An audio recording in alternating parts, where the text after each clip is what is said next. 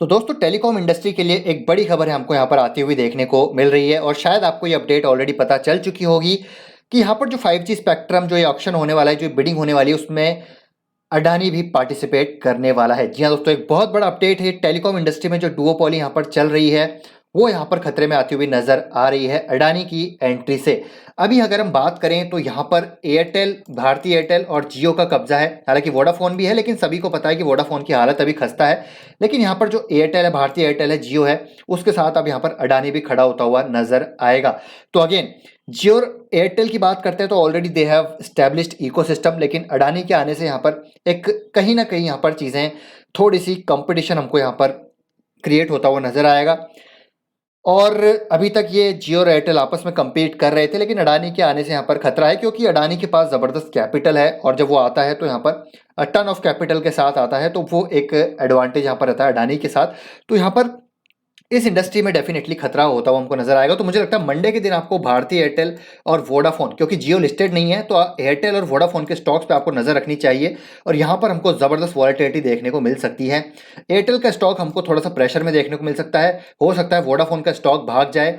अब उसके पीछे क्या रीजन है वो मैं आपको बताता हूँ। देखिए, एयरटेल का जो यहाँ पर गिरावट का कारण हो सकता है अडानी की एंट्री, क्योंकि 5G जो टैरिफ्स हैं उनमें यहाँ पर खतरा होता हुआ नजर आएगा। ठीक है, उसमें यहाँ पर कंपटीशन क्रिएट होता हुआ नजर आएगा। वोडाफोन की बात करें तो यहाँ पर क्यों ये थोड़ा सा, देखिए, गिर भी सकता है, लेकिन भागने के चांसेस क्यों हैं उसके पीछे रीजन मैं आपको बताता हूँ। देखिए, जैसे कि आपको पता है कि वोडाफोन आइडिया में गवर्नमेंट के स्टेक यहाँ पर ऑलरेडी इक्विटी स्टेक यहाँ पर वो अपने बेसिकली डेट को कन्वर्ट करने वाले हैं। तो यहाँ पर 32-35% के आसपास इक्विटी स्टेक गवर्नमेंट का हो जाएगा, क्योंकि वोडाफोन ने गवर्नमेंट से ऑलरेडी काफ़ी ज़्यादा यहाँ पर कर्जा लिया हुआ है। जो यहाँ पर बैंक से कर्जा लिया हुआ है, जो पब्लिक सेक्टर बैंक है उनसे कर्जा लिया हुआ है, आई थिंक 16,000 करोड़ के आसपास या फिर 17,000 करोड़ के आसपास जो कर्जा है। गवर्नमेंट ने यहाँ पर जो ऑक्शन से पहले यहाँ पर ऑलरेडी ये बात चल रही है कि गवर्नमेंट उसको इक्विटी में कन्वर्ट करने वाले हैं, जो डेट है उसको इक्विटी में कन्वर्ट ही करने वाले हैं। तो गवर्नमेंट यहाँ पर अगर इक्विटी में कन्वर्ट करता है तो कहीं ना कहीं अगर यहाँ पर जो बिजनेस स्टाइल है अडानी का, वो यहाँ पर कैसा रहता है कि इनऑर्गेनिक ग्रोथ ही करते हैं, मतलब इनऑर्गेनिक ग्रो करता है। इनऑर्गेनिक ग्रो करने के लिए इनको किसी ना किसी कंपनी को यहाँ पर खरीदना पड़ेगा, उनके एसेट्स खरीदने पड़ेंगे।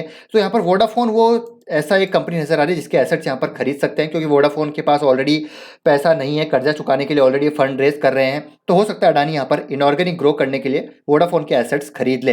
तो यहाँ पर वोडाफोन को यहाँ पर टेक ओवर कर सकते हैं 5G स्पेक्ट्रम के साथ साथ। और गवर्नमेंट का यहाँ पर क्या फ़ायदा है कि गवर्नमेंट के यहाँ पर जो है थोड़े बहुत यहाँ पर जो है कर्जा कम होता हुआ नजर आएगा, अडानी यहाँ पर उसको खरीदता हुआ नजर आएगा। और वोडाफोन को क्या फ़ायदा है कि यहाँ पर वो एग्जिट लेते हुए नजर आएंगे, उनके स्टेक यहाँ पर कम होंगे, तो हो सकता है वो धीरे धीरे यहाँ पर एग्जिट ले लें। तो काफ़ी सारी चीज़ें यहाँ पर बैठती हुई नजर आ रही है। लेट्स यहाँ पर क्या चीज़ें होती है क्या नहीं होती। लेकिन हाँ, अगर यहाँ पर ऐसी बातें होती है कि अडानी यहाँ पर खरीद सकता है वोडाफोन आइडिया का, हालांकि यहाँ पर काफ़ी सारा डेट यहाँ पर है वोडाफोन के पास, लेकिन अडानी का जिस प्रकार का ट्रैक रिकॉर्ड है वो काफ़ी ज़्यादा डेट में भी यहाँ पर कंपनीज को खरीदते हैं। हालांकि एक ये नेगेटिव ट्रिगर भी है अडानी ग्रुप के लिए, लेकिन इसके बारे में कभी और चर्चा करेंगे। लेकिन ये सारी चीज़ें हमको देखने को मिल सकती है। तो ये अगर होता है तो वोडाफोन का स्टॉक यहाँ पर पॉजिटिव रिएक्ट कर सकता है, लेकिन ये अगेन ये एक स्पेकुलेशन होगा। मैं यहाँ पर कोई आपको इन्वेस्टमेंट एडवाइस नहीं दे रहा हूँ, लेकिन आपको ये सारी चीज़ें बता रहा हूँ, थोड़ा सा बिजनेस अंडरस्टैंडिंग देने की कोशिश कर रहा हूँ कि किस तरीके से ये चीज़ें हो सकती है।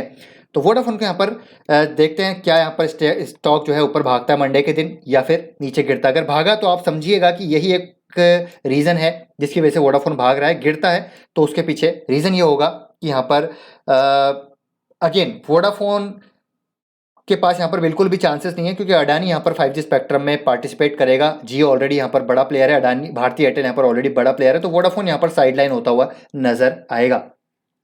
अब यहाँ पर हम बात करते हैं भारती एयरटेल की। तो एयरटेल को यहाँ मैं मुझे लगता है, देखिए, एयरटेल के स्टॉक में यहाँ पर गिरावट हो सकती है, क्योंकि 5G स्पेक्ट्रम में अगर एक और कंपटीशन यहाँ पर आएगा तो चांसेस कम है कि भारती एयरटेल यहाँ पर उसको विन करे, क्योंकि अडानी के पास ऑलरेडी काफ़ी कैपिटल है। तो अगर ये स्पेक्ट्रम विन करते हैं, ऑलरेडी गवर्नमेंट के साथ आप सभी को पता है काफ़ी अच्छे रिलेशनशिप हैं अडानी के, तो वो एक जो है फैक्टर भी वहाँ पर रहने वाला है। तो वहाँ पर 5G टैरिफ्स में भी कॉम्पिटिशन क्रिएट होंगे, तो वहाँ पर अगेन भारती एयरटेल को खतरा हो सकता है। तो उसकी वजह से भारतीय एयरटेल का स्टॉक नेगेटिव रिएक्ट कर सकता है।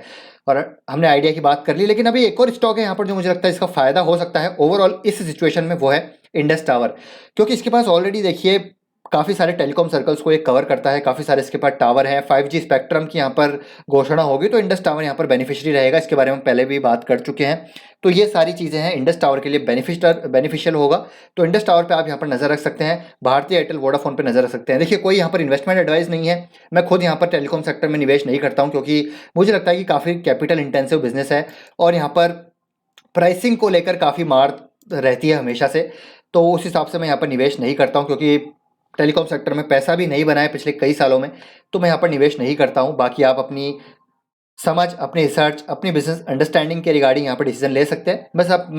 आपको मैं यहाँ पर एक बिजनेस अंडरस्टैंडिंग देने की कोशिश कर रहा हूँ कि किस तरीके से आप इन सारी चीज़ों को देख सकते हैं। तो आई होप ये वीडियो दोस्तों आपको इन्फॉर्मेटिव लगा होगा। वीडियो पसंद आया तो लाइक कीजिए, शेयर कीजिए। आपका क्या ओपिनियन है, अडानी के आने से यहाँ पर क्या चीज़ें होंगी, क्या आपका सोचना है, समझना है, कौन से जो स्टॉक्स है उनको यहाँ पर फायदा होगा, किसको नुकसान होगा, वो आप कमेंट बॉक्स में जरूर शेयर कर सकते हैं। तो मिलते हैं आपसे नेक्स्ट वीडियो में। Till then take care, bye bye.